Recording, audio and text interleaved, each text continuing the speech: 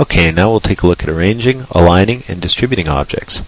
So let's go ahead and select a button by clicking on the button icon here again, and with the Browse for File dialog, we will choose from our gallery. Let's go ahead and choose something different. How about a blue rounded?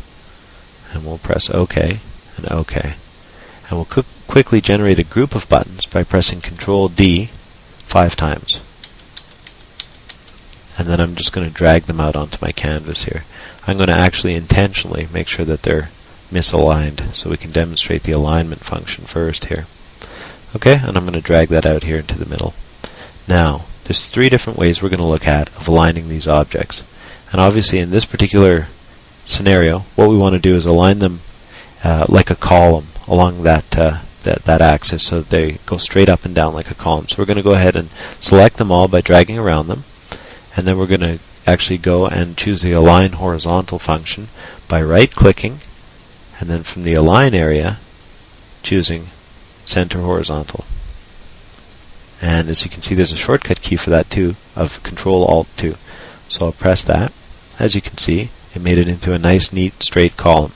And you can distribute along either axis. So go ahead and experiment with that with various groups of objects multi-selected.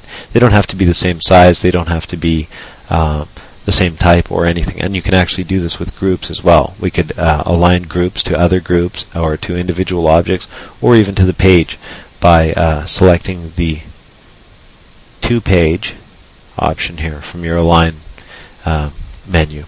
So let's go ahead now and actually let's take a look at that. So we'll select all our objects, we'll activate the Align to-page function, and then again we will select the Align Center Horizontal, and we'll see what happens now.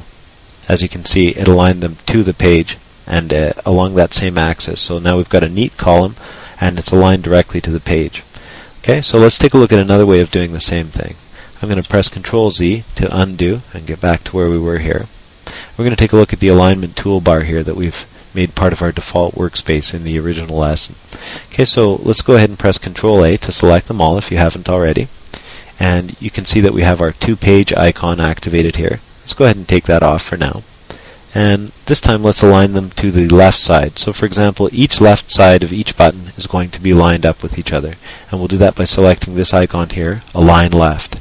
In this case, they're all the same size. So basically, choosing Align Center and Align Left will have the same effect. So we click on that icon and you can see they're all aligned together again. Okay? So press Control Z and we'll look at the third way here. And that's under the Object menu, Align. In this case, we'll align them to right. And of course, again, because they're all the same size, it'll appear the same as it did for left or center. So Align Right, and there we go. So that's the Align feature for aligning along an axis. Now, before we move ahead to arranging, let's take a look at distributing these objects. So now we notice that the spacing between the objects is not correct. If we were creating a button bar really quickly, we'd like to be able to align them like that really fast and also be able to distribute them.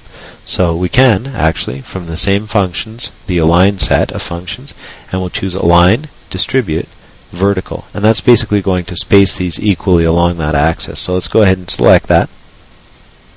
And you can see it went ahead and it spaced them along that axis equally. So now, for example, in a real-world scenario, we could group these and move them around as a button set. Let's go ahead and ungroup them.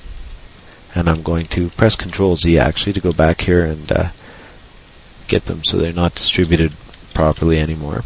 And make it a little more obvious. There we go. And we'll look at 2 more ways to distribute. So we'll select these all, and we'll go to the Object menu, and from the Align sub-menu, we will choose Distribute Vertical, and we'll get the same effect. Okay? So there we go. We got that same effect.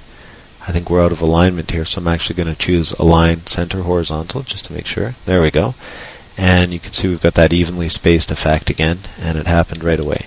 Now, it's important to note that if the amount of pixels in your menu set doesn't work out equally, then of course the last button is going to be out by a pixel or two. So you can go ahead by hand and adjust it like that to make it perfect. So let's take a look at one more way we can align these, or distribute these, sorry. I'm going to go ahead and move them like that again, and select them all. And we are going to look at the toolbar here. as you can see, there's an icon here that says distribute vertical in the tooltip, and you can see it with the two evenly spaced objects, and we'll choose that and go ahead and press that.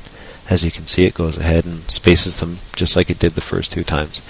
Okay, so there's just one last function we're going to look at in this lesson, and that is, as well, here from the Align menu, when you right click,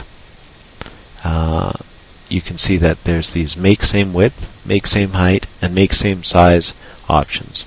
So we're going to go ahead and delete some of these buttons. I'm going to scale this button up, and I'm going to have this other button and multi-select them. Okay, so we've got these multi-selected as an active group, and I'm going to right-click on it, and I'm going to choose from the Align menu, Make Same Height. Now this is where we'll choose Make Same Size. I'm going to click it, and this is where the dominant object comes into play. It's going to match the other object or objects to the dominant object. So for example, if I have a few kind of wonky objects like this laying around on my canvas, and I want to make them all the same size as this object, all I need to do is select them all and make sure that that object is the last one selected, or the dominant object if you like, and then choose that Align Make Size Same Size option, and there it's going to make them the same size. So that's really super handy, especially when you're trying to work fast and work out quick button bars and stuff like that. So for example, just to review what we've looked at so far, we could take a button like that, add it to the stage really quick by dragging it, say, from the gallery. And actually, let's go ahead and do that just to demonstrate. So we could just drag a button out of here. I'm just going to take something random, put it on the stage, press Control D a few times, go ahead and move one of them down so we've got our outermost dimension set, and then go ahead and select the Align and Distribute functions, and if we want to, we could even group that, and boom, we've got an active button bar that's working perfect for our project, ready to go in about 10 seconds. So it's very, very handy stuff. Now, the final thing we're going to look at here is the Arrange function. And actually, I'm not too fond of that green button, so I'm going to go ahead back here into my button area by clicking that button icon and select something new we haven't seen yet. How about a purple pill-shaped button? Okay, let's go ahead and press OK. That's kind of neat. Now, arranging. If we press Control D,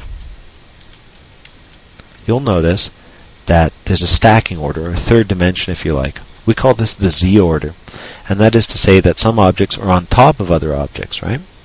And this becomes particularly significant when you're using image objects that have basically transparent effects and whatnot, as well as any place where objects are going to overlap. Okay, this is very powerful stuff, because as your projects become more complex, you can actually stack things in very interesting and complex ways to create very advanced functionality. For example, text input that is actually underneath a screen layer, so it looks like it's part of a video game or something. So anyway, let's go ahead and take a look at this function. Now, if I move these objects in such a way so that you can actually see me moving these other ones, I'm going to go ahead there. That might be easier just to demonstrate this with 3 objects for now. So let's go ahead and make the stack. There we go. And I'm going to move this one here. And as you can see, the one that I have selected is in behind there. And if I want to move that to the front, there's a few different ways I can do that. Let's look at 3 different ways. So the first way we're going to look at is very simple, and that's just to hold down the Control key and use the up and down arrow keys. As you can see, each time I press the up key, it moves it up 1 layer. Okay? And when I press the down key, it moves it down 1 layer. So through the stacking orders like that. And I encourage you to just experiment. I think you'll as soon as you try this out, realize what it is and how it works and why it's important to learn.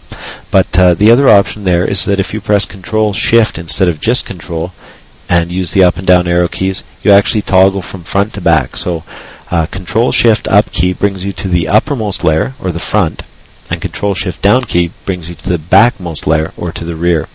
So that's a very handy function. Now let's take a look at other ways that we can do the same thing. You can go to the Object menu, and from the Arrange menu, sub-menu here, choose the same options. Bring to front, bring forward, send backward, send to back. As you can see, our shortcut keys that we just spoke about appear here. So let's go ahead and bring that forward 1 layer. As you can see, it's now in between. Now the next option is to right-click on that object and choose from the Arrange sub-menu the same options. So let's go ahead and bring it to the front. Okay, so hopefully that clears up the matter of arranging objects. So we've learned to align, arrange, and distribute objects, and basically we're really moving along at a good pace here, and I hope everybody's keeping up and feeling a lot more comfortable working with objects. As you can see here, throughout these lessons, basically so far what we've learned to do is manipulate these objects in all 3 dimensions freely, and that's going to add a lot of power to your projects as you build more and more complex projects. So let's go ahead and move on to the next lesson now.